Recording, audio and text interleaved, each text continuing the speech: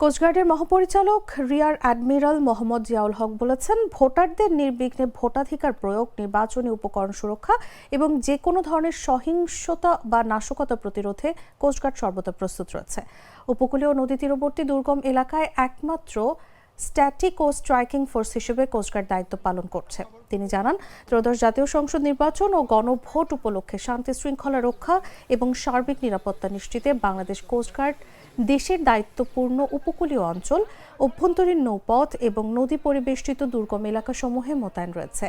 সোমবার দুপুরে চাঁদপুরের মতলব উত্তর উপজেলার মোহনপুর ইউনিয়নের আলী আহমদ মিয়া বহুমুখী মহাবিদ্যালয় মাঠে আয়োজিত সংবাদ সম্মেলনে বিভিন্ন নির্বাচনী এলাকার আইন শৃঙ্খলা পরিস্থিতি পরিদর্শন শেষে তিনি এসব কথা বলেন।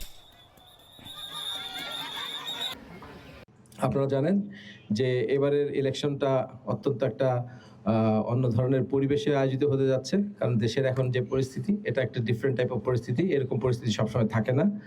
আর গত যে 3টা ইলেকশন হয়েছে, আমরা জানি যে সরকারের আমলে ইলেকশন হয়েছে, সে সময় সেই ইলেকশন বা নির্বাচন নিয়ে মানুষের মনে অনেক ধরনের দ্বিধাদ্বন্দ্ব রয়েছে। তো আমরা আশা করছি যে এবারের পরিবেশটা হবে অত্যন্ত নিরপেক্ষ এবং যদিও কিছুটা আশঙ্কা আছে, বাট আমাদের নিয়মিত পেট্রোল এবং লোকজনের সাথে ইন্টারাকশন এবং সার্বিকভাবে আমাদের যে প্রশাসন আছে তাদের সহায়তার মাধ্যমে আমি মনে করি আমাদের কাজ সহজ হয়ে যাবে। ৩,৫৮৫ জনবল নিয়ে আসছে এবং এই এলাকাতে আমাদের 200-এর অধিক জনবল আছে এই চাঁদপুরের 2টা আসনে। আমাদের পাশাপাশি বাংলাদেশ সেনাবাহিনী আছে, পুলিশ আছে, বিজিবি আছে, আর আনসাররা তো আছেনই, তো এবং নৌ পুলিশও আছে। আমার একটা স্মার্ট সিদ্ধান্তে 25% গ্যাসের খরচ কমেছে। ভাবছেন কিভাবে?